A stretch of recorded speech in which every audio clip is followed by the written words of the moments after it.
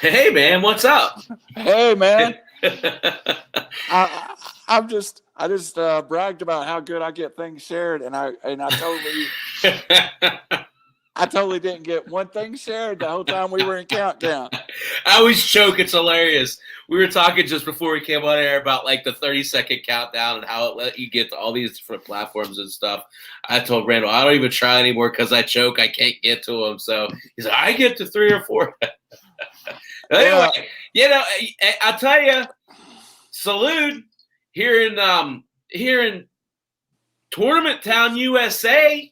Yes, We got a absolutely. lot going on here in Indianapolis. Dude, you're the signal. You are the center of the basketball universe. And I don't know if you saw, we're Tuesday night, we're coming back with Robbie and Raj, and hopefully you can join us to reset our picks on Sweet 16.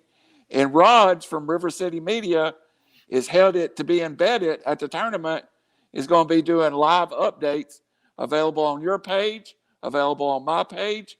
We're going to have a guy there live, point the camera at the floor and show us what's going on. So I was really excited to get that news.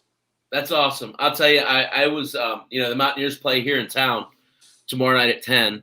I'll share some thoughts about that in a little bit, but I went back and forth on whether or not to go. I have a vaccine shot here in 2 weeks, and Randall, I've waited a year. I just couldn't bring myself to go, but I'll tell you right now, I took tomorrow and I took Monday off. Nice. And I have nothing planned but to watch all these games. I don't want to miss a minute of any of these games. I'm working tomorrow just because I had to cut out. We had some bad weather locally, and I had to miss some work. But I'm planning on taking off of just a little early. Don't anybody that's watching don't rat me out. But I plan on getting out of there pretty early. And I told my daughter, as you know, I got a 10-year-old daughter. I told her, whatever she wanted, food-wise, would go stock up in the refrigerator, and she could have the house to cosplay. She could have my podcasting set up to take to her room to make TikToks. Because Daddy would be busy. Yeah. So now it's going to be great, and I'll tell you, being here in Indianapolis, I just got to take a second. I had some great pizza tonight, Randall. I know on some of your other shows and stuff, you talk about food often. The Missing Brick is the name of this joint, and if you're here in Indianapolis, you're downtown, maybe you're up north, make sure and hit up the Missing Brick. They make really good pizzas. I had a pepperoni and sausage pizza tonight that was amazing. Sometimes a place just sounds good by the name. It's one of those things that people are coming in from out of town, going to see your team. There's going to be a lot of great games, but make sure you hit up. Don't go to Red Lobster or something like that. Hit up some of the local restaurants because there's a lot of good food here. That's one of my favorite things to do when I'm out of town is go to locally owned restaurants. And having spent a lot of time in Indy back when my boy Peyton was a Colt, there's a lot of good places up there to eat. Yeah. A couple of great barbecue places I remember. Yeah. No, there's definitely a lot of great places here. There's a place, Ale Emporium, we always go to that. If you're up on, like I said, the north side of the city, definitely worth it to go up and see our friends at Ale Emporium. So, but anyway, we're not here to talk about food. We could. We're definitely both qualified, right? Yeah, I'm a 300-pound guy, man. But I got all my shares done too while we were doing that. Let's talk about, let's focus in on these games, Randall. Absolutely. Let's do it. So, the other angle, right? That's what we're called. We didn't really do that. The other angle with Chappy and RC, Thursday nights at 10. I just felt, we did a great Selection Sunday show last Sunday live on the air. Really had a good time with you and Robbie and Raj doing the predictions and the breakdowns of the bracket. We kind of talked big picture about who we thought was going to the Final Four. We're going to bring it in closer tonight, right? We're going to talk about who's going to get through this first weekend. Because we're going to sit here next Thursday, and there's going to be a whole different set of players. There's going to be teams there that we don't expect. There's teams that we expect to be there that's going to be gone. And then you almost, at the Sweet 16, you almost have to do another handicapping. So you get through this weekend, you got a shot. So yeah, it definitely resets. Yeah, there'll be a double-digit seed there next Thursday. I don't know who it'll be, but I promise you there'll be one there. And that's what we're going to talk about. I'll tell you, one of my brackets, I have 2 double-digit seeds playing each other in the second round. Not to mention a name from the ESP place.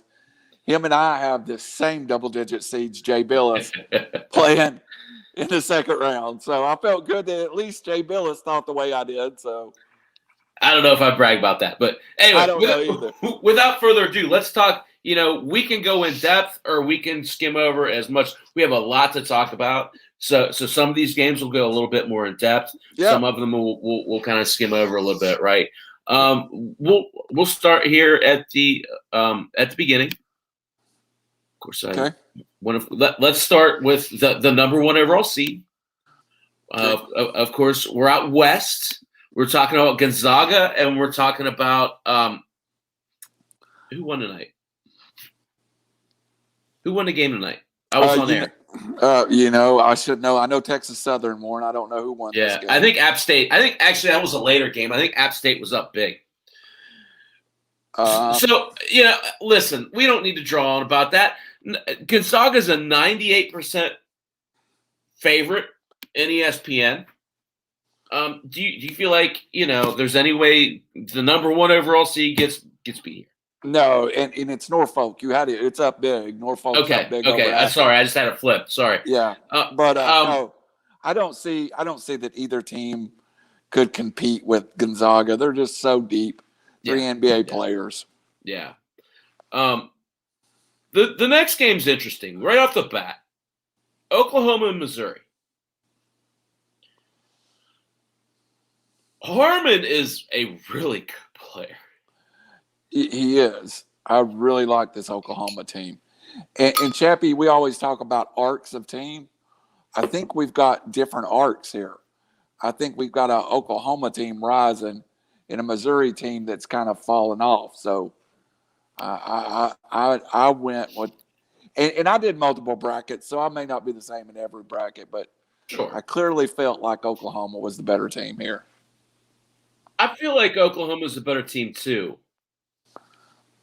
But again, I think it's important not to downplay Davion Harmon being out with COVID. No, it's not. And Missouri arguably beat the 3rd best team, in my opinion, in the whole tournament early in the year. They took it to Illinois, and I mean, they're a good basketball team. They're athletic. Yes. And they play good in stretches. Yes. And Konzo Martin is an defensive genius. Yeah, he's a really good coach. Yeah, we had him at Tennessee, let him squirrel away. So, trust me, I understand. So, I got to tell you, I was a big advocate of Oklahoma early on. The news of Harmon being out concerns me a little bit. It does, and rightfully so. I still think Reeves is the best player on the court. I believe you're correct. I'm going to give you Missouri's how they win this game. You keep it ugly and you keep it low scoring, and if Missouri can do that, they can win the basketball game.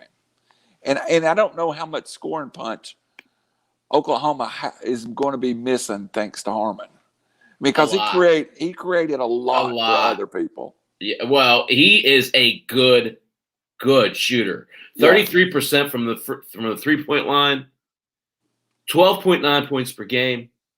I'll tell you, it just puts more pressure on Reeves. It puts more pressure on Manick and Harkless. Harkless is, one of those guys that kind of is the first guy off the bench type of guy. Yeah. But he's a good shooter. It puts a lot of pressure on him. I think Austin Reeves gets the job done. I think Oklahoma just has it going right now. And, we talk about in fantasy football sometimes, I'm a big eye test guy. You've been a baseball guy. You're Right. a real stats guy. Sometimes you can look at a team and just see that it factor. With Oklahoma, I just feel like they have that it factor that a little more than Missouri. I agree. The thing that I think goes, you mentioned something that I disagree with earlier, Randall. What's that? So, and again, I'll always take it back to perspective when they played West Virginia. They beat West Virginia twice this year. You know how they did it? They out-toughed them. They hacked Culver every chance they could. Going down the court, they give him – I mean, I don't want to call it dirty. It wasn't dirty, but it was very tactical and obvious. Well, and that's Missouri's the same way. So that could be interesting, seeing that kind of, slap shot type style. So the one thing that has confused me about this game, and I don't want to stay on this game too long, but where would the line be if he was not COVID? Right now, Missouri's a 1-point favorite. Right. I think that swung that line at least 5 points. I think Oklahoma's a 4-point favorite, a 3-point favorite. Yeah, I agree. I agree. And rightfully so, because if you look at it, the offense kind of runs through him. Yes, Austin Reeves is their scorer, but this is the guy who's taking the big shots, who's dishing the ball out, who's finding the open guy. He's a big part of that offense. Right. Right. And I'll go this far. If something crazy happens and they get out of this weekend, watch out for Oklahoma. Well, I said it. I said it back in December, right? I agree. They're not going to be intimidated by Oklahoma or by Gonzaga.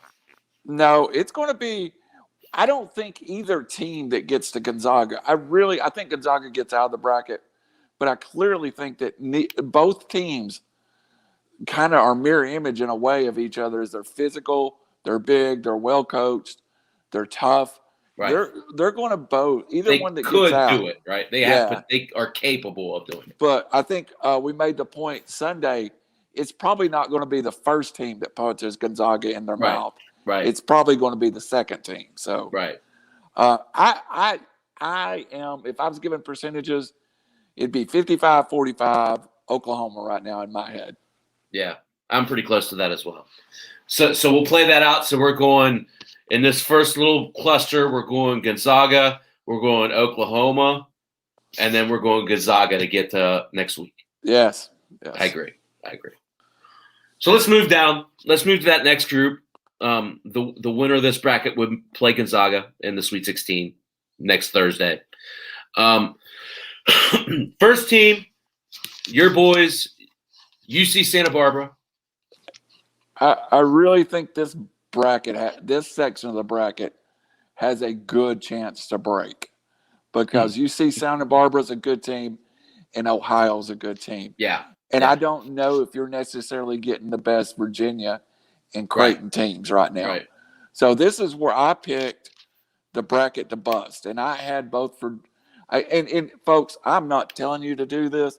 Don't go put your money in on what I'm saying here. But this is what I'm doing personally. I am sprinkling a little money on both UNC Santa Barbara and Ohio on the money line. And just trying to catch a lightning there. I think one of those two teams win.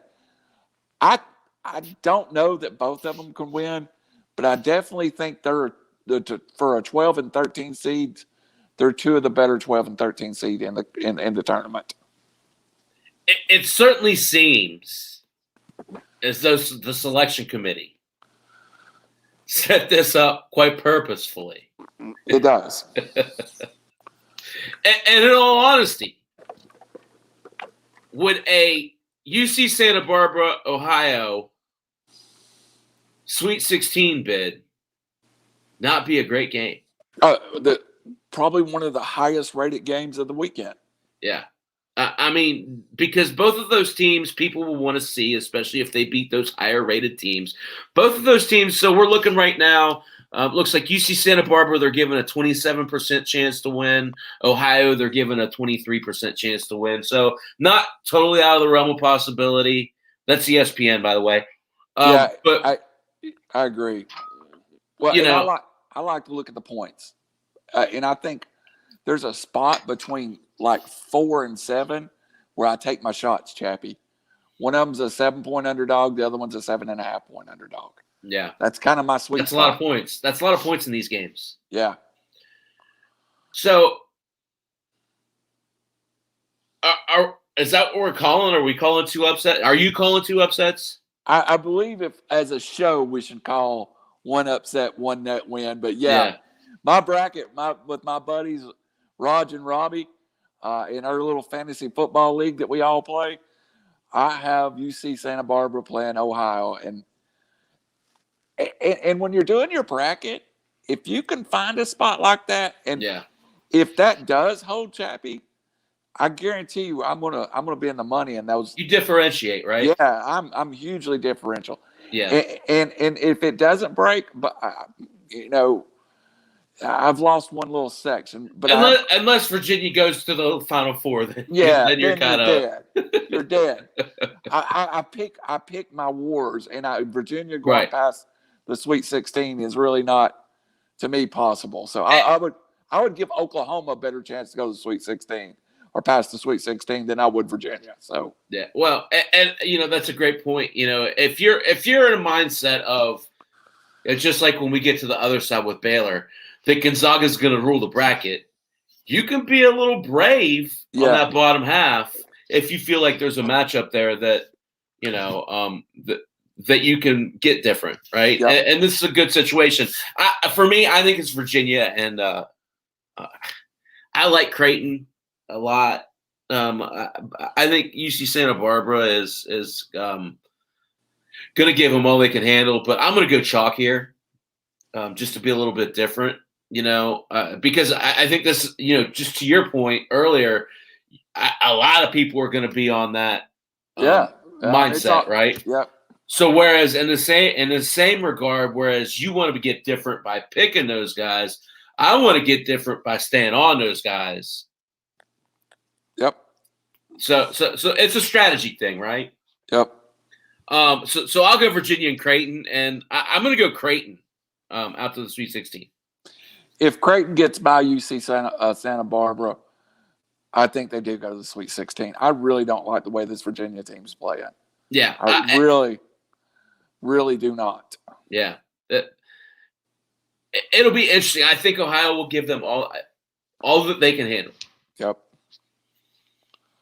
Anything else to add in that little cluster? So we got Gonzaga, and I got Creighton. You have UC Santa Barbara. Yeah, I think that's going to be one of the fun little sections to watch. Mm-hmm. I'm totally with you there. So let's go to the bottom half of that bracket. USC and the Drake. Yes. I watched a little bit of that tonight. It was on while I was on air. It was a great game. I watched it for the most part. And I've been on Drake too. Yep. I'm glad to see Drake get into the main tournament. I think playing today, I really thought Raj's point the other night was interesting. I think it kind of benefits the winner of this game to get USC next. And, I have USC advancing, but, boy, I really think that may be a good basketball game. I'm a big believer in Evan Mobley, so I'm going to stick with USC. But, Drake is a good basketball team. I think a good comparison for the folks that hasn't seen Drake is the Colgate team, or maybe the Princeton team that went to the Sweet 16 a couple of years ago. They Princeton did a different offense, but they're similar kind of kids, under-recruited kids, but kids that play hard, tough kids. And Drake went on a spree at one point mid-season.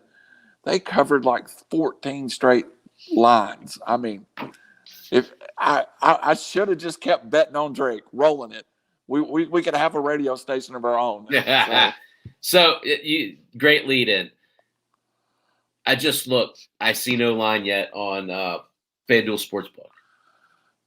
What's the line on the Drake USC game? Let me grab that. I'm on 80% chance USC wins according to ESPN. Let me see if they've got one here. Just quick scan here. I do not see it posted. Yeah. Oh, there. Yes, it's up. It's oh wow. Again, I talked about my sweet spot around 7 points. Drake's going to get 6.5. And that's a lot of points, isn't it?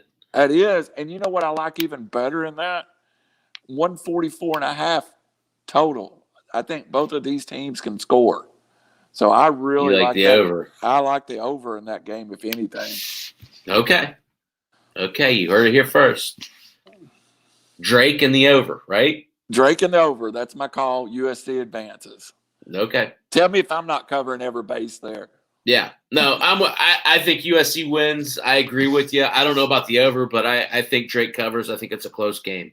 I love that game. Yeah. That's a game. I promise you, if you call the Cunningham residents during that game, we will not be available. So the other part of that, Eastern Washington and Kansas. We don't have to spend much time here, do we? No, and I think Kansas righted the ship. I really like the way Kansas are playing right now. Yeah, and it's good that they'll be at full strength. McCormick is a difference maker, especially the second half of the year. Absolutely. The one thing that you kind of have to watch out for with Kansas is if they don't make their shots, they become a little bit one-dimensional. They do. But I don't think we have to worry about that here. No. And Kansas would be the one or two basketball teams I would call the most improved since January. I agree. So we're collectively at Kansas and USC. Yes. Who do we like there? I like Kansas. I really, again, I think Kansas is a dangerous team. I think Kansas gets a bad draw farther out into the tournament, but I think it's a Sweet 16 for Kansas. Yeah, I agree. I think that McCormick's able to neutralize Moby a little bit. I think that the guards for Kansas are more poised, more effective, more talented than the guards for USC. Therefore, I think Kansas wins that game rather easily. Yeah, I think Kansas gets there. Yeah. So, bottom half of this bracket. Oregon State and VCU. Excuse me, Oregon and VCU. I'm 50-50 on that game. That's one of the games. Sometimes when I don't have a strong feeling and I've done 4 brackets, that game's probably 50-50. Yeah. I've probably split it 50-50 down the road. And it's a game that I will not have a piece of action on DraftKings with. I don't have a good feeling. Don't feel strong enough either way. No, either way, I think VCU is a very underrated basketball team. Yeah. I think the public, you get a lot of gamblers and people building brackets that don't watch a lot of college basketball. Right. And they'll just throw Oregon on that line. I don't know that happens. So great game. If you just want to watch a close 2 even match teams, it's a great game to watch. I think the athleticism at Oregon probably prevails at the end. But I agree with you. They're evenly matched teams. I guess the bigger question at hand, Randall, do you see either one of them getting past Iowa? I do not. Iowa is built for this tournament. Yeah. I don't. In normal years, and outside of, I think if they were sitting in somebody else's bracket, I would feel better about taking Iowa farther out. But is Gonzaga not built for Iowa? I mean, Well, certain teams match up well against Iowa. Yeah. And Gonzaga happens to be one of them. Baylor's another one. Yep. I think they're appropriately placed. I mean, I don't know. Aside from putting them in Michigan's bracket, which I don't know that they do that, I think that they're appropriately placed. I think they are. And I love Garza's a great player. Yeah. And he's going to be a great NBA player. I mean, how many people his size can really step back and shoot? Yeah. Absolutely. Garza's going to be one of the guys that could leave this tournament a star. But he entered this tournament a star, so yeah. Well, you're going to pick up a lot of general public that don't know who Garza is. That's fair. That's fair. So that's the West bracket. We're pretty collective on Gonzaga.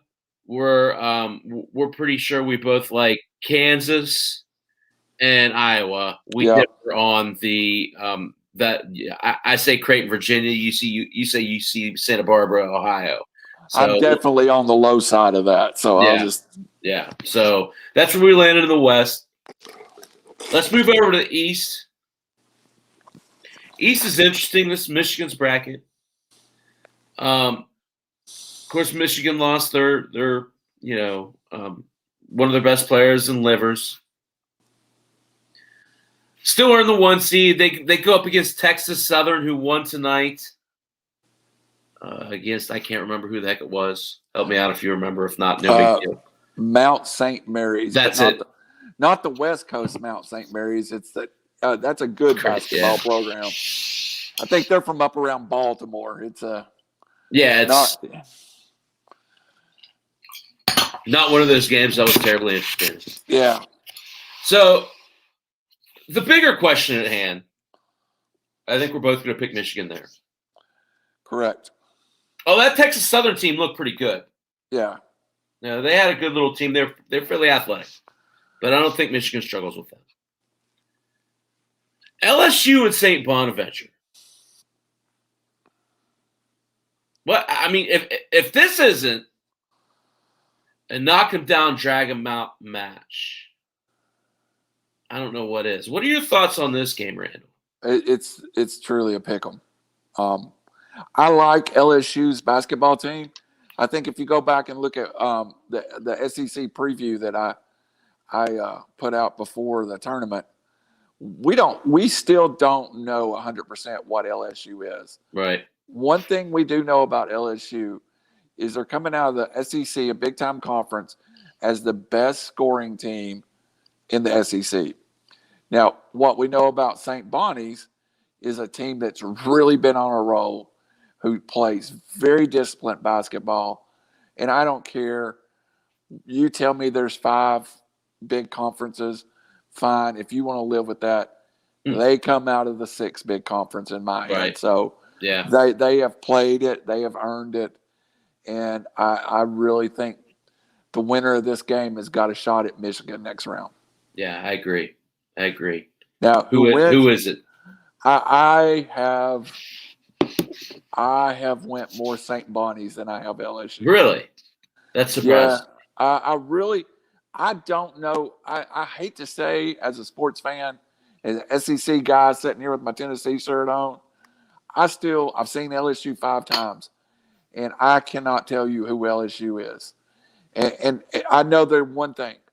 They are Will Wade, who I had some chance a few years ago to spend some time with when he was coaching locally at Tennessee Chattanooga, is a very good coach. Disregardless of the NCAA trouble he got into, Will Wade will have LSU prepared. The reason I'm picking St. Bonnie's is I probably didn't pick them in every bracket. I watched a little bit of St. Bonnie's late in the year, and I really like the way this team plays. And I really like St. Bonnie's guards. I think they can give LSU all they want on the front court. Interesting. I like LSU here. I agree with you. I think it's going to be a close matchup. I think that LSU is just going to be a little bit more battle tested. I feel like playing in the SEC is going to be able to, it's a little bit tougher competition. Yeah, I feel like the SEC's been underrated all year long. I saw a couple of guys at the big places saying that 4 SEC teams get to the Sweet 16. It's not that I don't think LSU's a good program. I mean, if I was rating programs, you went down and you would find these two within a group of 4 with each other. Going into this tournament, I think they're appropriately seeded, and I think there are what a 8-9 matchup should be.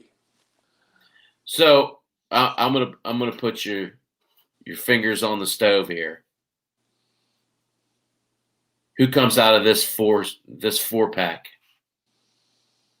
Michigan, LSU, or St. Bonaventure?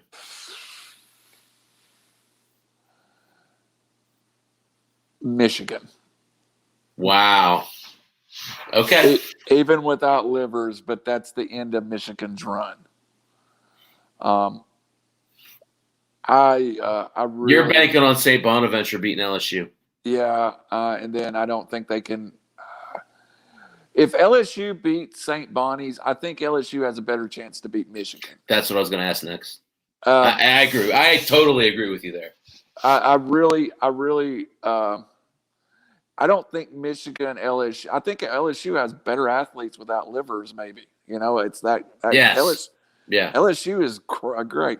Now I'll tell you one thing that's not a popular opinion is Juwan Howard's a heck of a basketball coach. I knew you were going to say that. I agree.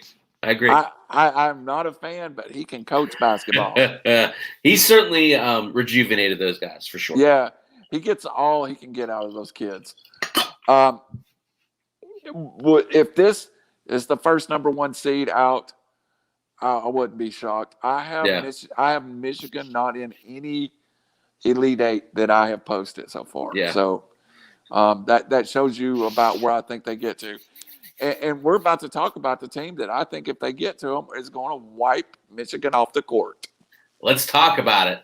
First game, this bottom 4. God, how can you not love Georgetown Hoyas? You can't. You got to. So the Patrick Ewing-led Georgetown Hoyas go up against this suddenly basketball school Colorado Buffaloes. What's your take here? McKinley Wright. Yeah. I mean, a great player. Best player on the court, right? Yeah, I thought he was the Pac-12 Player of the Year. I'm just gonna. Yeah. I know he didn't win it, but I thought he was. And Colorado's another team that during the year I saw greatly improve. So I really think this is a great 5-12 matchup. I went with Colorado here, but I flipped back and forth. The reason I went with Colorado. Georgetown spent a lot of that tank last week. Yeah, they did. And hats off. I loved seeing Patrick Ewing walk into the locker room and get covered and splashed. And, I don't know him personally, never met him, never saw him play. But he comes across as a sincere, honest kind of guy that wants to see Georgetown basketball back. So I was proud for Georgetown. Here's the thing that I love about that moment. You think Patrick Ewing needs to coach at Georgetown? Absolutely not. Do you think he's needing that paycheck that he's getting there? Absolutely. You want to bet maybe he's spending more money to help the university than he's making? I mean, without a doubt. The thing about it is, when you see a guy like that go back and do that, it's because he wants to be there. Juwan Howard too. I mean, absolutely. And it's one of those things when those guys go back and they see that gratification of having that success. Yeah, it's a special feeling, and I don't care who you are, unless the guy was a total jerk. Yeah. when he played, and you couldn't stand him, right? Yeah. You can't help but cheer for a guy like that who comes back and does it the right way because they want to. And I'm gonna sidetrack us, and this is probably not a game we need to spend a lot of time on, but I'm gonna give you a moment that brought tears to my eyes this past weekend. I was watching that game, and in my head, I was thinking how proud the late John Thompson, who was a great guy, great coach, gave more to kids than he ever. He was one of those guys, when you read stories about him, he did things in private that none of us ever heard about. Right. How proud John Thompson would have been of Patrick Ewing. And that was a moment for me. And I love sports. You know, I get in trouble sometimes because if your football team is 6-6 and you graduate 2 Rhodes Scholars and 100% graduation rate, and you've had kids do good things in the community, you're a good football coach. I don't care if you were 6-6. Right. So college athletics means more sometimes than W's and L's, and I think it does at Georgetown at certain points. So I hear you saying Colorado. Yeah. Am I safe to say that you're going to take Florida State over UNC Greensboro? Yes. Okay. So we're talking about Florida State and Colorado in a Sweet 16 game. But Florida State may be the most complete team in the 3-6 bracket. I mean, they're a very complete team at a 4 seed. Yeah. And tough. They're a tough team. That's a tough matchup. Well coached again. See, you know, and physical and poised and disciplined. Played in the ACC. Played in the ACC when it was at the top. Played in the ACC when it was at the bottom. Yep. I think that's a great matchup too. It really is. It really is. I have wrote down on my paper FSU, but if you started arguing with me, I'd switch. But no, I think FSU gets there, and I also think FSU. I think FSU gets Michigan if they get there. You're getting ahead of yourself. Yeah, I know. We'll talk about that next week. Whoever gets there, we'll talk about that Michigan. next week. Yep. Yeah. So we're saying at this point, this part of this bracket, you're going Michigan FSU. Yes. I'm going LSU FSU. No argument. Yeah. But you almost talked me out of taking LSU. Right? I strongly feel like if LSU wins the opening game, they're going multiple rounds. And I don't know if the folks listening out there understands that, but if they win the opening round, they're going at least 3 rounds. Yeah. I don't see a scenario where LSU. It's momentum, right? Yeah. So I just turned around because the next game here, it looks like, if I saw it correctly, Michigan State's up 19-15 on UCLA. Yeah. We're talking about BYU versus the winner of this Michigan State, UCLA game. Yeah. And BYU is I think I did a good job identifying mid-majors I really like. I don't know if BYU's a mid-major when they're in the same conference as the number 1 team in the country, but I really like BYU. Yeah. I really don't like them playing the 2 teams that they're playing. I really don't think the tournament done BYU a favor. Not at all. But UCLA and Michigan State. I think BYU kind of got. I'm going to go ahead and say it. We don't even have to talk about it. I'm picking whoever wins this game to beat BYU. I agree. Who is it? I think it's Michigan State. I agree. And I, for me, you're talking about a scenario where you probably have 2 schools that are recruiting a little bit better talent than BYU. Yeah. We'll just say it, BYU, you have to do missions, you have to do all this extracurricular things that make it tougher to bring people in. That's pros and cons because you have the extra camaraderie, but also, you're going to exclude yourself from certain players. Absolutely. And I will happily be wrong if BYU wins this game, though. Yeah. Yeah. No, I think it's Michigan State. I feel like they're playing good basketball right now. And I feel like they beat BYU as well. Yeah, I really I just don't like the situation that BYU's setting. It's a bad draw. It's a bad draw, plain and simple. Yeah. So I think we're both going to say Texas. 92% win probability. Yep. Texas versus, we're saying Michigan State. Yes. What are we thinking here? Texas, Michigan State. I think Texas gets to the Sweet 16, and we won't get there. But I really think that one of these teams in the lower bracket of the East is going to the Final Four. Yeah. So I like Texas.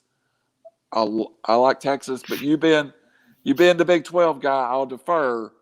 But I really thought Texas and Shaka Smart got on a nice little roll late in the year. They're tough, man. They're tough and they're playing well. They got three guards that kind of like a lot like West Virginia that they're able to pick each other's slack up. Right. I like them a lot in this draw, and even a little further out. We'll talk about that as we go along. Let's finish up this side of the bracket though quickly, because we're going to spend and I'm fine with spending our entire time talking about basketball. I have no problem doing that. It's that time of year, right? Yep. Oh, before we jump off, I do like FSU laying the 11.5. I really like FSU in that opening round to run. Oh, okay. Good point. What else? What was it? Colorado's giving 5.5 to Georgetown. Is that too much? I think that's what it was. Yeah, I didn't like that. I was going to stay away from that one. Okay, you think that's about right? I think that's about right. I think FSU wins by 20. Okay. So these last four teams, really good contests here. My buddy Durf's on here talking about how he likes Maryland and UConn. I'm with Durf. Really? I like Maryland. I think Maryland is just more battle tested. I also think Maryland is being punished a little bit. There's never a good loss. I'm not a good loss guy. Right. You don't have a good loss. But Maryland has played with some of the elite teams in the country. I probably went out of my bracket 75% Maryland. UConn's playing well again. Big East team, got nothing against their conference. I just like this spot for Maryland. Interesting. I don't. I totally disagree. I love James Bouknight. You want to talk about lottery talent type of players? Yes. They've lost, I think, 3 games all year with him in the starting lineup. I look for them to, people forget they're a blue blood. Absolutely. And but so's Maryland. That's the funny thing. Fair. That's a fair point. I think when it comes down to it, UConn's in a really good situation to maybe make a really deep run in this tournament. But we'll probably differ in the next round.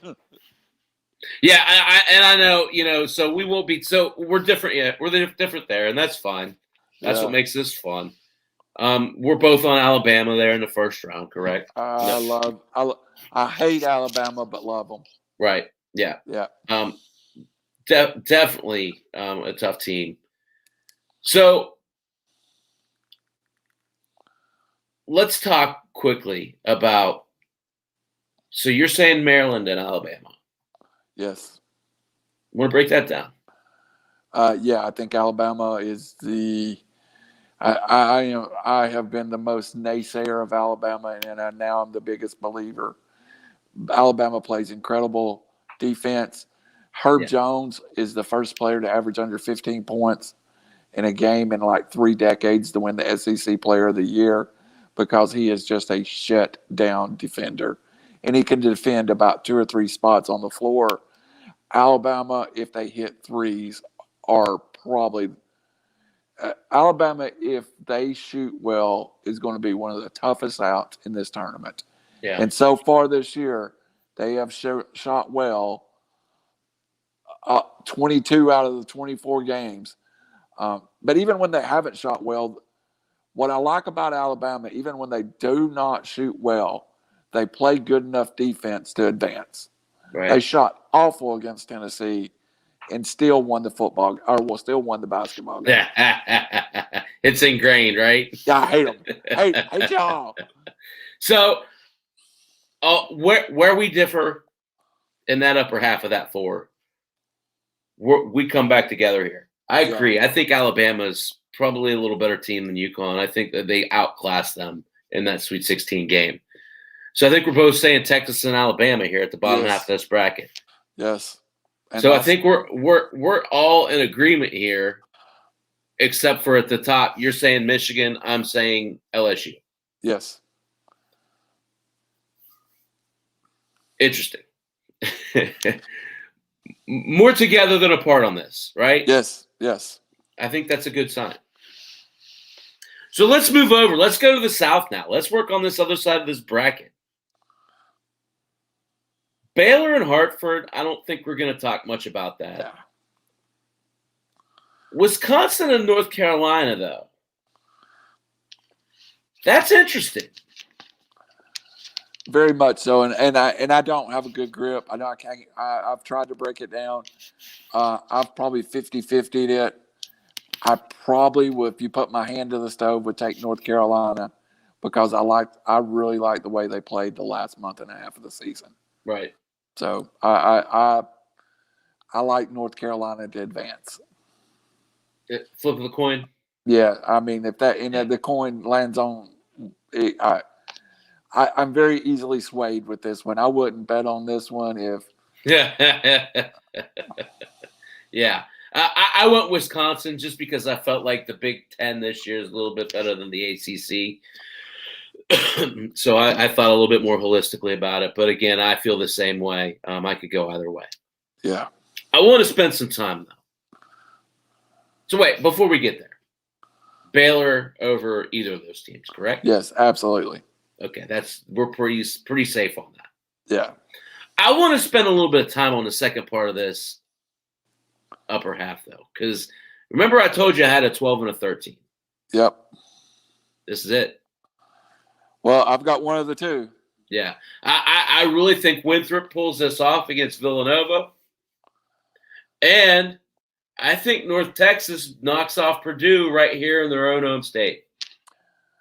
I do not have North Texas. I do have some respect, and they're one of the teams that we talked about. Yep. Is a mid-major that could break someone down. But Winthrop is 23-1. Yeah. I like a 23-1 team. And Winthrop plays in the Big South, good conference. They're a conference that we get to see a lot where I live at. Good coach team. I like everything about Winthrop. And I think they're getting the right team in Villanova who has struggled at times. This just doesn't seem like Villanova. So, again, I think the tournament went, who is maybe that best mid-major that we could throw in there against one of the Blue Bloods? And they say they don't do it, but this is a matchup built for TV.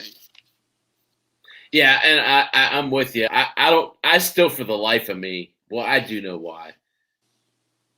73% win percentage from Villanova in ESPN. This game should be closer to 50-50, bud. Yeah, I agree with you. I mean, I just don't see a scenario where Winthrop doesn't at least keep this close. I think, and I do have them on my list. I even put a note to myself, and this is my actual sheet. And folks, I don't bet big dollars. I do this for fun. This is what my family can afford. I'm going to sprinkle. It says sprinkle the money on the money line. So I'm not even taking Winthrop in the points. I'm playing Winthrop in the money line, and I won't play for a lot, Chappy. But I'm trying to I'm trying to make a little money off that money line right here. So, I feel like this next team, we talked a good bit about Western Kentucky during the season. Sure did. And this team beat Western Kentucky. Yes. And I tell you, I watched that game. And I don't necessarily have statistics or anything like I try to have. But what I saw was a team in North Texas that played well together as a team and out executed Western Kentucky down the stretch. Right. A Western Kentucky team that beat Alabama, Right. which is the best mid-major win of the year might have been that. We didn't know it at the time, but it probably was. So, I mean, I guess part of this is me trying to sell my Girl Scout cookies as the Big Ten's overrated. and that's just like when we get down here in this next bracket, and I told you this on Sunday, you know who I'm going to pick in this next game? Yes, yes. I'm trying to be fair. I don't think Purdue's that good of a team this year. I feel like they're getting by just on their name and the fact that they play in the Big Ten. So I'm fairly confidently going North Texas here. I don't have it, but don't believe I don't. I'll put it this way, and this is a bad comparison. I hate when people do it. If the team that they beat was sitting there, I would probably be with you. So, yeah, if Western Kentucky was there, I would probably be like, yeah, Chappy, I'm with you. Yeah. They are, and they had a really bad stretch. North Texas did, where and that conference played home and home, or home 2 games back to back. Right. And I think that really hurt teams. Like they lost to UAB twice. Games are on the 6th and the 5th at UAB. Right. They played 2 times at Marshall, 2 times at Western Kentucky, 2 times at Southern Miss.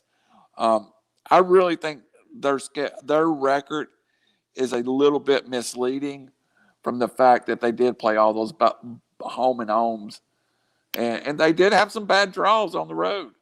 I mean, if you're going to UAB and losing, you're not a bad basketball team. Right. I just feel like, I guess the other part of it is I come from is that's a better basketball conference than is given credit for. Yes. So it is. Well, I mean, it's Old Dominion, who's normally a pretty good basketball school. Southern Miss, who's normally a pretty good basketball school. Rice puts teams together.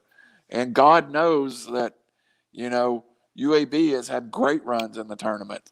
They have also, North Texas played Loyola. So they've went and played whoever would play them. So credit to that. They played West Virginia early in the year. They were tough, man. Lost by 12, but ain't nobody going to Morgantown to play basketball. Or you? Right. They just don't do it. And if I remember correctly, they picked that up. That was the game that they picked up as an afterthought when someone else backed out. North Texas is a school that it's kind of like Ole Miss Southern Miss back in the day. They'll play anybody anywhere. So give them credit for that. Yeah. So I like this team. And I tell you, this is the fun part, right? Because this is where we talked about. This is where we talked about on the other side with Gonzaga. You can get creative here. So you have Winthrop and Purdue. I have Winthrop and North Texas. I get to pick a Cinderella to go to the Sweet 16. Yeah. You have a choice to make. Yeah. If Purdue and Winthrop sitting on the line, I'm going to end up picking them Winthrop. Mm-hmm. I have Winthrop to the Sweet 16 in my bracket. So that's where I am too. I think they're the more established team of those two. And in all honesty, the other reason why I fell on this was I was going to pick Winthrop out anyway. True. I thought Winthrop was going to be better than Purdue. Therefore, the Purdue North Texas, it made me think about the Purdue North Texas game a little bit differently. Yeah. And I landed on North Texas because, again, the circumstances of getting to see them play and feeling strongly about Western Kentucky and all those things as well. Yeah. So we ended up at the same spot. We just got there a little differently, right? Yeah. So let's pick this up. But, we're getting close. We're going to have to spend some time on West Virginia. I want to first talk, though, about and I know you want to spend some time on Tennessee. Utah State and Texas Tech. I think you about lost it there on Sunday when I told you I was going to take Utah State in the first round of this tournament. I was shocked. I was shocked. Because I know how much you like Texas Tech, and yeah, I even flopped that around in a couple of my brackets. So I do have a Utah State in one of my brackets, but it's a good basketball team. I love, and he's a local kid, McClung, the point guard. Yeah. The Georgetown transfer. He's from Gate City, Virginia. Just, I can be there in 2 hours. And he was just a local legend. So it's hard for me to pick against him. But I still, when I went off the air, I texted Robbie and I went, yeah, that went well, except I about lost my stuff when he picked Utah State. And as soon as it came out, I knew I was going to do it. And I'm like, Randall's going to love this. Well, I'll tell you, to me, they're in that conference with San Diego State. So it's just like some of these other mid-majors that you talk about where that's a pretty tough conference. And the level of competition they're playing is probably a little underrated. They shoot the ball. I'm trying to pull it up. I can't get it in front of me. They shoot the ball really well. And play ungodly defense. Right. So, to me, that seems to be a really good matchup for them. Yeah. I'm going to give you two best bets during this process, and they're going to be both in this bracket. And this game's going to be one of my best bets. So, and I mean, of the whole tournament, this is one of the opening round. This is one of my two best bets. And I've heard, and I'm stealing it from someone else. But the best bet on the board in the tournament is under in Texas Tech and Utah State. And I like it. I believe it. So my other one's in the bottom part of this bracket. So in my co-best bets of the tournament, I'll be playing the under in Texas Tech and Utah State. Yeah, I mean, it's interesting because I just wonder how it's going to shake out because Chris Beard's team's going to be ready to go. They're going to play a physical, intense game.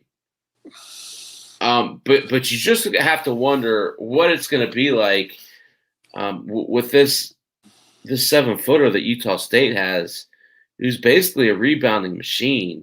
Yeah. It's going to be a little bit different contest for them. Yeah. And this line is really low. It's 131.5, one of the lowest lines out there, and I still don't think they get to it. Yeah. I think this game is in the 60s on both sides. I could see a 65-61 type game. And I'm still trying to wrap my head around that you picked Utah State, but we'll go with it. Welcome to the club, buddy. I've been driving my wife crazy for 10 years. Yeah, I got it on this one. All right, so you're sitting on it. Sounds like Texas Tech. I'm sitting on Utah State. I am not with you on Utah State. Okay. Are we both on Arkansas? Yes. Over Colgate. Okay. Yes. And the other best bet I have is the over in Colgate and Arkansas. Okay. I think this has a chance to be an NBA top score, like 91-88. So I really love that game, or 91-78. I really love that game to shoot over. Both teams score a ton. I'm trying to find it here to find the over-under for you. It is at 161.5. Well, if you had it, why don't you say it, Randall? I got 160.5. Okay. Okay. I'm on MGM just because it's on my laptop and their font's bigger. Okay. It's got the. Never mind. Yeah. Okay, so we're both with Arkansas. We got a split. Are we taking Arkansas or are you taking Texas Tech? Arkansas. You're taking Arkansas. Yeah. I'm taking Arkansas. Yeah. So the last part of this bracket, let's do it quickly. Yep. Probably Ohio State, right? Yeah. Yeah. Florida, Texas, or Virginia Tech. You don't see much of a split there. I actually like Virginia Tech to beat Florida, but I mean it could go either way. You're a little biased. Yeah, I hate Florida too. Yep. So you're taking Ohio State to run that bracket. Yeah, absolutely. All the way out. So we're at Ohio State, we're at Arkansas. Yep. We're at Winthrop, and we're at Baylor. We're consensus on that one. Yep. Awesome. That's a first. Yep. So let's finish this sucker out, man. We said we do this in 45 minutes. We're at an hour. Yep. But it's been fun and it's been informative. Let's cut through the white tape. Illinois. All the way out to the Sweet 16. Loyola, Georgia Tech. Best game of the day. Georgia Tech's all ACC player is out. There is no way they can beat Loyola without him. So yeah, changes things. I talked about them pretty extensively on Sunday. Yeah, Moses Wright changes everything being out. I think Georgia Tech still wins that game. Yeah, they could. That's the last game. Yeah. Whereas they had a chance with Wright playing against Illinois. I wasn't going to pick them, RC, but I thought that would have been a heck of a lot better. I think Georgia Tech wins. I think Illinois wins that. Yep. Tennessee, Oregon State. I'm tempted to pick Oregon State, but I'd get crucified. I was actually shocked at how big Tennessee's an 8.5-point favorite. I'm going to pick Tennessee, but I don't like that line. Tennessee's hit or miss. I mean, they could be great or one of the worst teams in this tournament. So I think Oregon State, again, I said it about Georgetown. Well, they spent a lot winning the Pac-12, and I'm going to go with Tennessee there. Tennessee or Oklahoma State? Oklahoma. I don't want to say it. Oklahoma State. Cade Cunningham. I just can't. Your brother from another mother. My brother. I don't know how Tennessee guards him. I could sell you on how Tennessee wins this game, and take Here's the point. Here's what that game will come down to. How many fouls in the first half does Cade Cunningham pick up?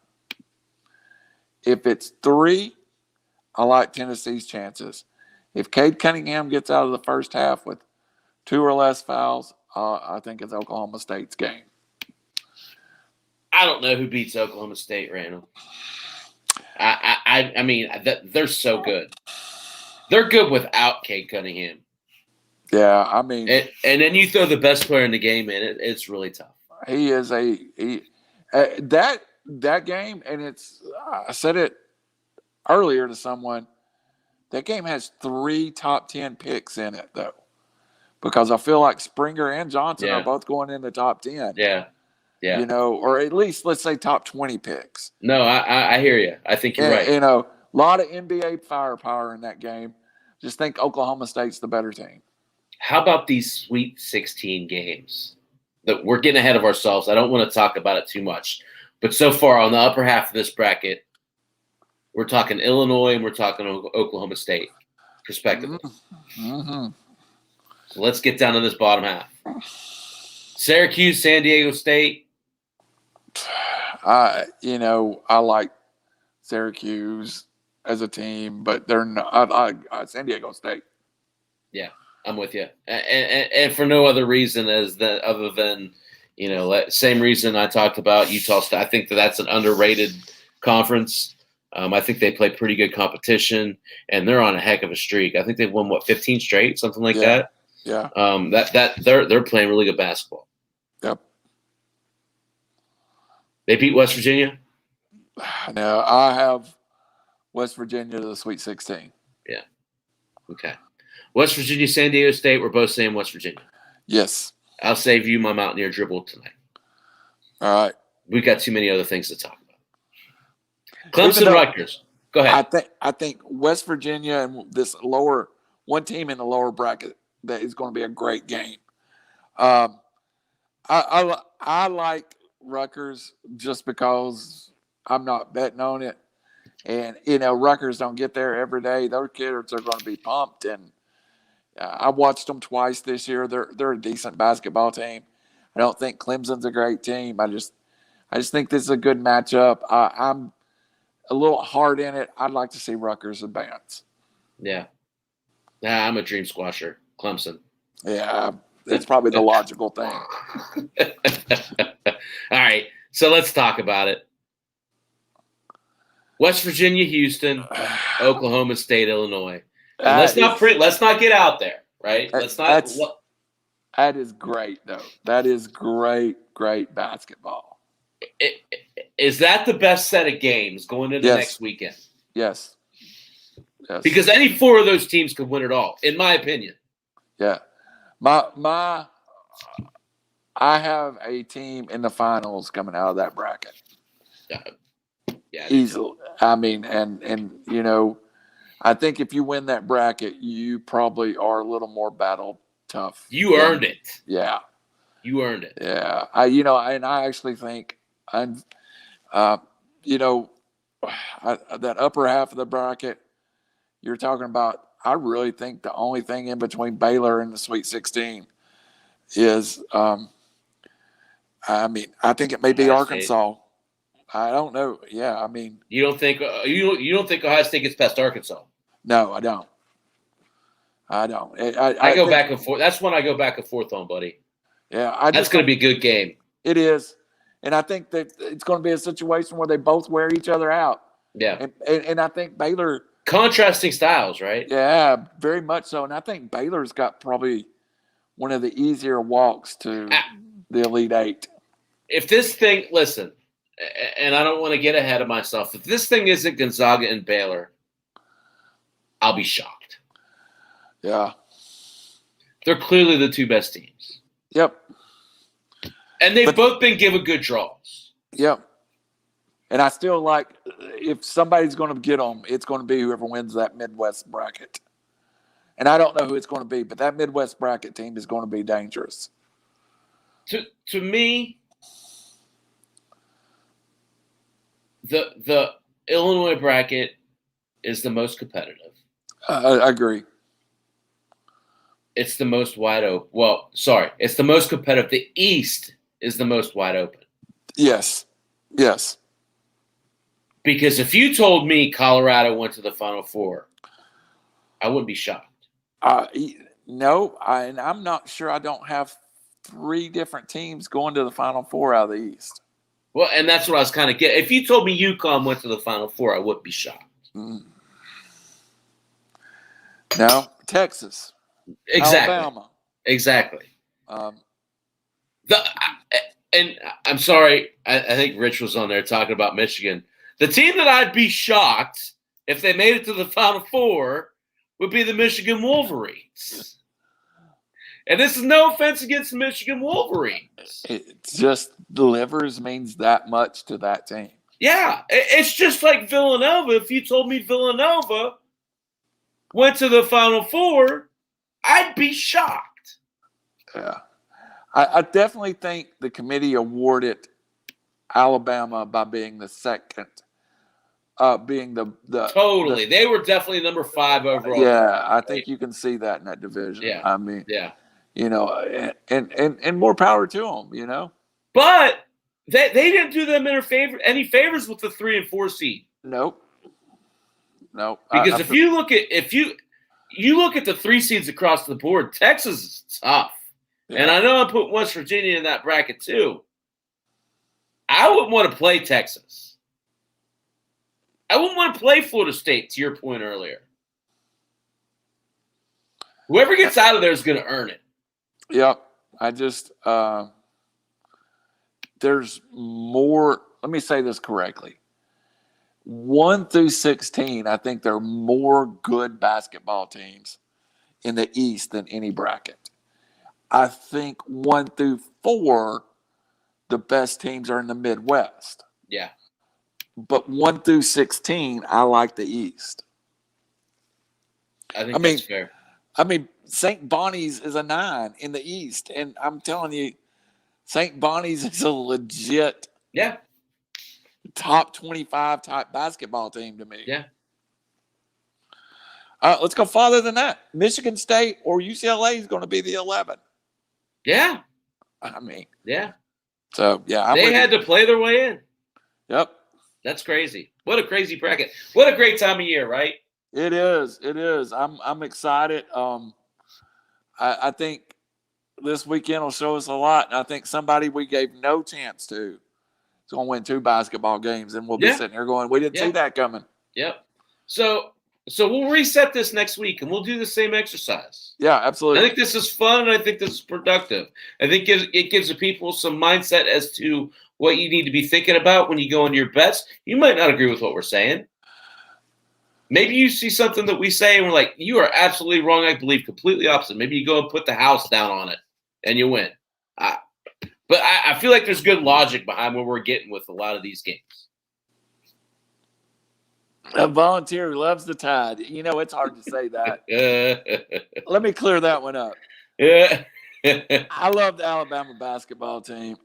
I love the state of Alabama. I lived in the state of Alabama for 10 years. Going to retire in the state of Alabama. There is nothing in Tuscaloosa, Alabama that I love other than how the basketball team's playing in the tournament. Thank you, and I will be back for 2 drink minimum.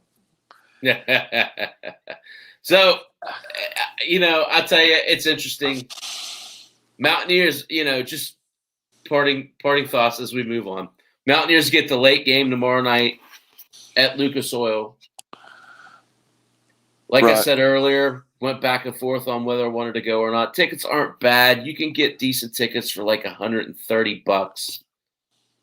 But ultimately it came down to the fact that I can eat pizza and I can sit on the recliner and hang out with the dogs. And if I have too much to drink, I don't have to worry about finding a way home and finding some dummy who's behind me yelling, trying to entice me into a fight. It didn't make sense for me to go. Like I said, I've been safe for a year. I had my vaccine in 2 weeks. I'm good. I've been waiting, Randall, for 8 years for one of my teams to come to Indianapolis. I had a chance to go to Chappy, and it's a beautiful drive from here to Indianapolis. And I'm sitting in between vaccine 1 and 2. Right.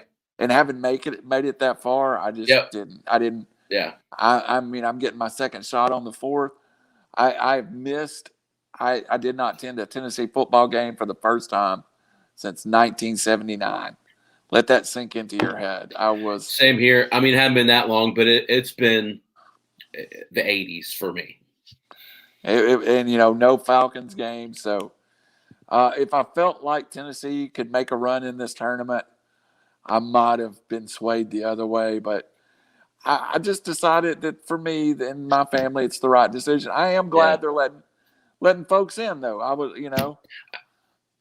I'm glad. I have mixed feelings about it because I drive past the stadium every day on the way to work, and last weekend for the Big Ten tournament, I drove past, and there's all these knuckle butts out there with no masks on. These little girls duck facing, come on, Anyway, don't want to get political with all that stuff because I understand.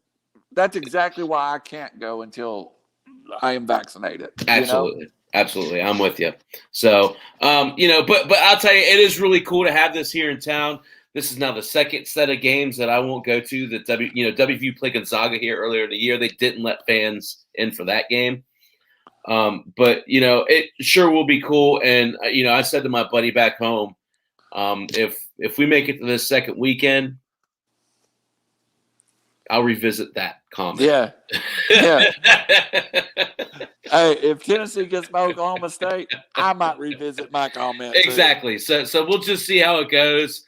I'll kind of put the stash in the back pocket until next weekend, and just enjoy the games here at home. So I will say this again, Chappy, and we'll get around to a little baseball. We got time for any baseball, but this is the best weekend in sports all year long. Oh, absolutely. I'll tell you, we don't have time for a whole lot of baseball, but I do want to talk about closers. Yeah, I wanted to ask you something, Chappy. Let me just throw this at you in a different way. I had a different form, but I'm struggling with closers. I've been in a couple of drafts with yous, and I don't know who I trust as a closer. Right. So, right. Who do you trust? Who do you trust to be a 25 win or 25 save closer? I don't want to talk about holds. Saves. Yeah, and that's the thing. So, I'm like you. I've done most of my drafts. I have one draft left. I'm not a big rotisserie guy, right? So the difference between rotisserie and like what we play, a categories type game, a head-to-head categories type game, you're basically accumulating stats all year long, and in this rotisserie league, it is very much you're trying to get as many saves as you can.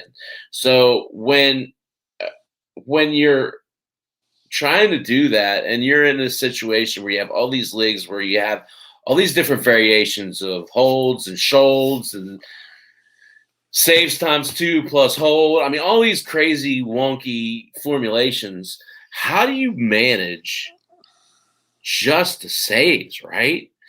It makes it a little bit more difficult. So what I like to do is, first off, there's 5 guys that I trust that can get saves. And that fourth or fifth guy, really, there's variance to, right? So who am I talking about? Aroldis Chapman's pretty safe. Yes. Right? I think it's pretty safe that he's got the back end of that bullpen. I think it's pretty safe to say that he's going to get at least 25 saves. Okay. I think Ryan Presley's pretty safe. Do you? Interesting. Not so much for Presley's sake, just because of the way that bullpen is set up. Okay. I don't see a scenario where anybody his stuff is so dominant. There's just not another profile in that bullpen that finishes a game the way Presley does. Edwin Diaz is one. If you look at that offense, it's a little risky. But you're talking about a guy, the Mets could win a ton of games. Absolutely. They could very easily turn into a Yankees type scenario when their pitchers are going 5 or 6 innings and they're just tick, tick, tick, tick, tick with the bullpen. And next thing you know, Diaz has the ball in his hand in the 9th inning and the game's over. I could see a scenario where Diaz saves 40 games. And just like with Presley, I don't see a scenario where anybody else in that back end slots that need the way he does.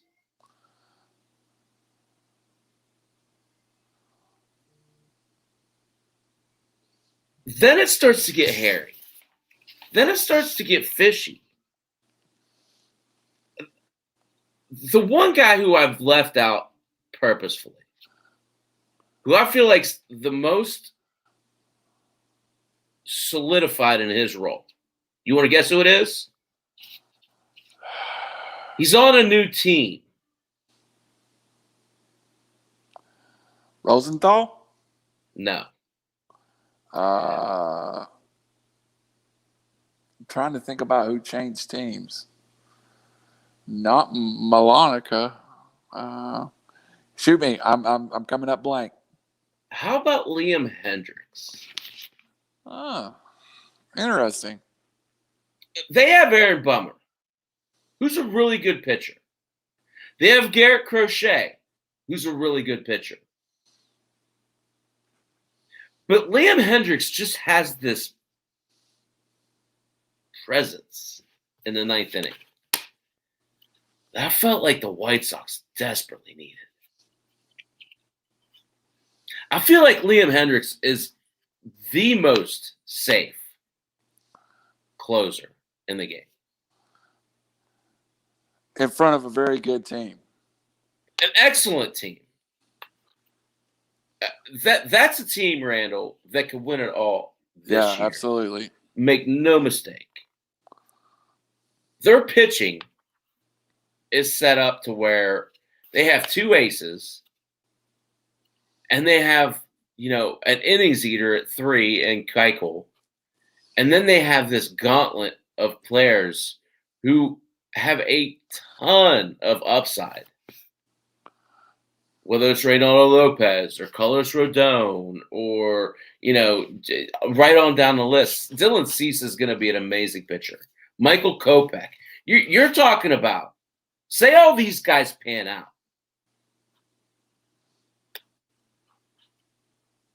Maybe the deepest starting staff in the American League. It's a great staff. I really like the White Sox going into the year. Yeah. And you could see it in the fantasy drafts how loaded that team is. Right. When you were having 6 players off the board in the first 6 rounds, 4 in the third, fourth round area, They have 2 aces. I talked about that at 8 o'clock with Giolito and Lynn. Those 2 are going to be able to feed off each other. And then they have a really good number 3 in Keuchel, who's just going to, he's going to eat innings. He's going to keep you in games. It's just a really good setup to then come back with, having a couple good young arms. Right. And some guys in Lopez and Rodon who they're not old by any stretch of the imagination. Rodon was the number 1 overall pick. They're in a really good spot. The one guy you didn't mention that kind of surprises me, and I started to when we talked earlier. What's your forecast for Kirby Yates? I mean, because that's a team I expect to make leaps too. So that's a good point, and I did. The reason I like Yates is, and I like and I dislike Yates because of this. What's behind him? Right? What's setting him up? Jordan Romano right now is the 8th inning guy. That doesn't do a whole lot for me. Now, I'll give you a name. You see this. Alek Manoah. The Blue Jays love this guy. He was a first-round pick 2 years ago. Big guy. He's 6'8", 250, 260. Hard thrower. He's got 3 pitches. He is on the fast track to the major leagues. They're talking about calling him up sometime shortly after Super 2. Everybody's assuming they're going to call him up and put him in the rotation. If it's me, I put him right in that 8th inning. That would make sense. You don't wear his arm out. You get him great exposure. You let him work on his pitches that still need refinement. He's dominant with his fastball. He's dominant with his slider. He's got 2 major league ready pitches on draft day. He had that. He's working on his changeup. He's working on, I believe, a curveball as his 4th pitch. This is a kid that could be huge for a team that is extremely young, has a lot of talent still down in the minors. Right. And let's be honest, is built to win now. Absolutely. Spent the money to win now. And let's be totally transparent here. Bo Bichette and Vlad Guerrero are as advertised. Kevin Biggio is as advertised. Lourdes Gurriel, you have 4 players who came up as prospects. Every single one of them are going to be superstars. How often does that happen? Not often. I mean, you talk about Atlanta catching lightning in a bottle. They have 3. Yeah. And Albies. Yeah. And Acuna. And that seems like a miracle now. So, I got to bring everything full circle. You know where the player development for the Toronto Blue Jays is now. The guy who developed all these guys. No, I do not.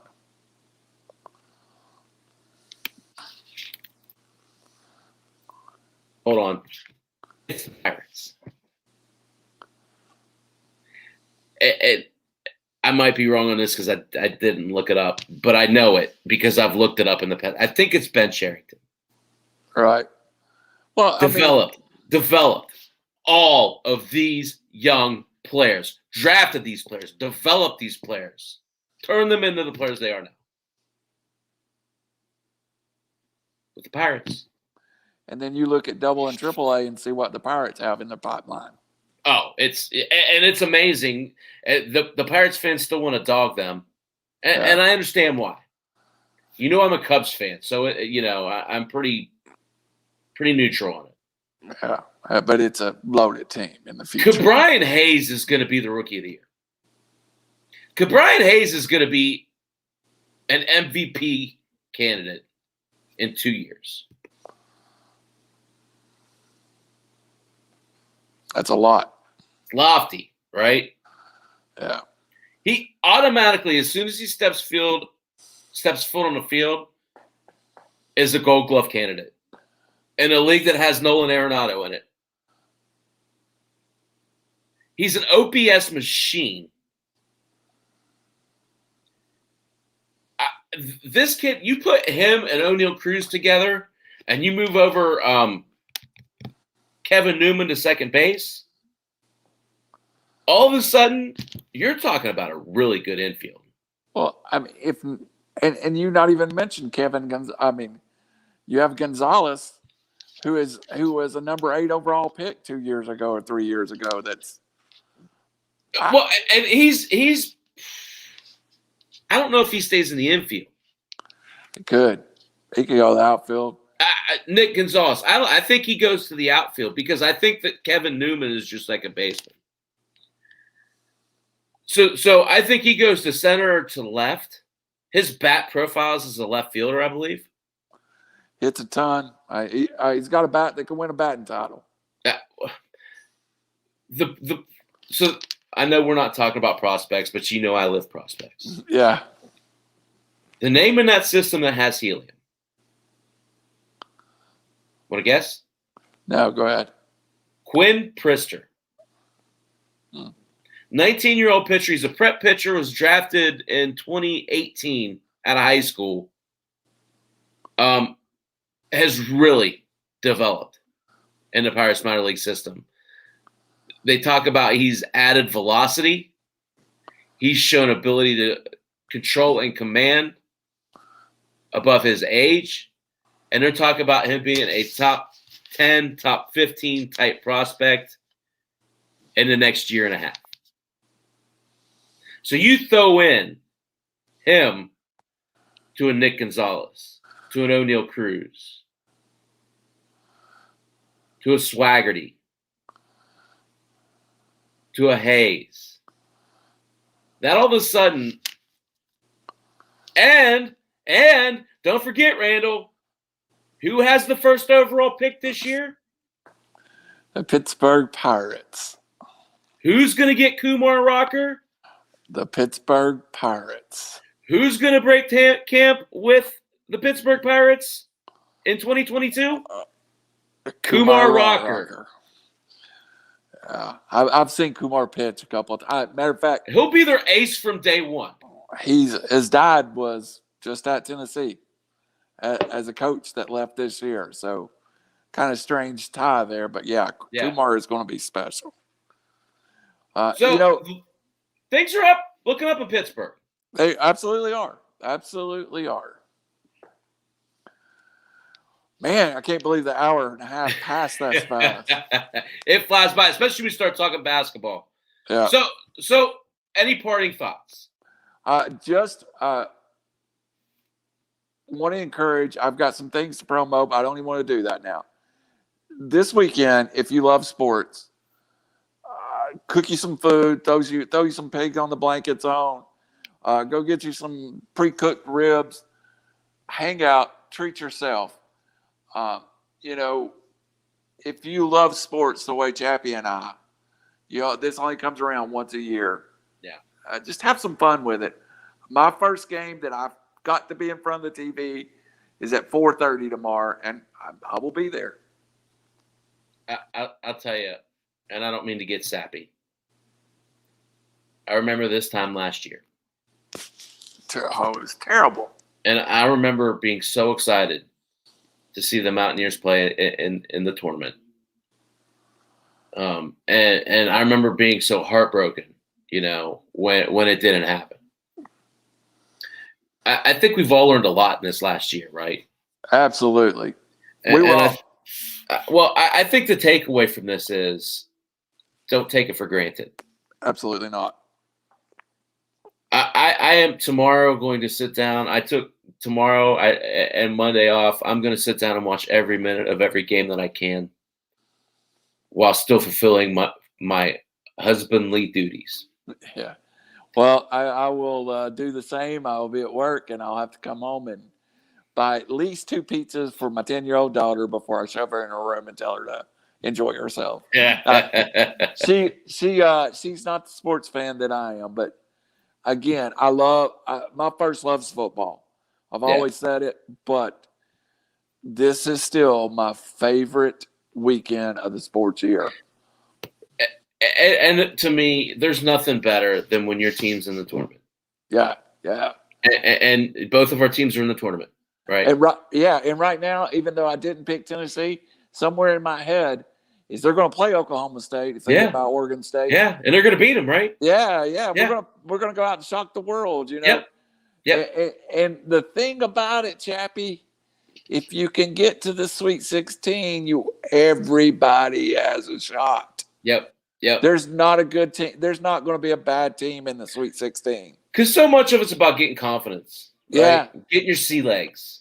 Getting your puncher's legs, right? So it'll be exciting. And I can't wait to talk next weekend. I hope we're still happy and both of our teams are still in it. If not, we'll talk about it anyway. Yeah. Right? Yeah. And we'll start talking about, I love it because week after next, we'll start playing ball. And we'll start talking about matchups and all that stuff. I know you wanted to talk about some NFL stuff, but maybe we get into a little bit of that next week. Yeah,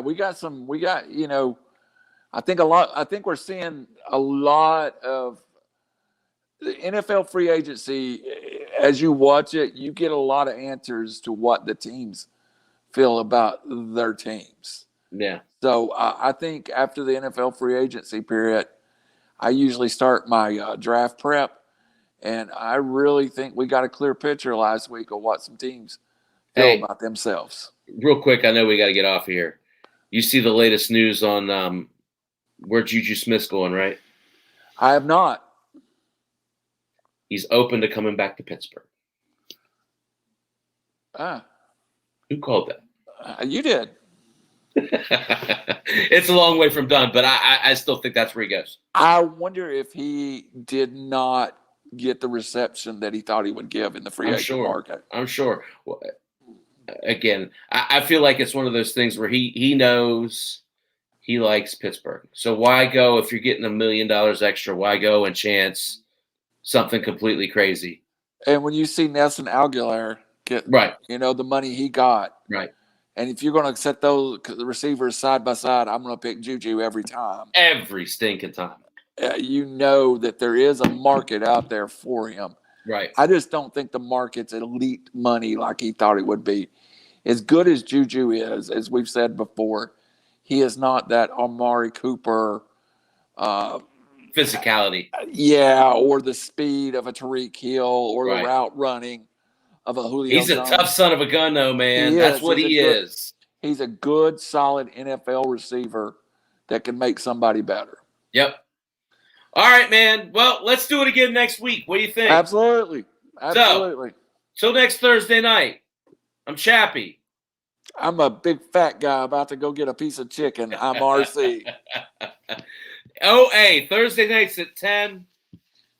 Draft for Upside, iLogic Media. River City, what is River City? What? River City Media. River City Media. We'll see you guys next week. I hope you all appreciate the contact.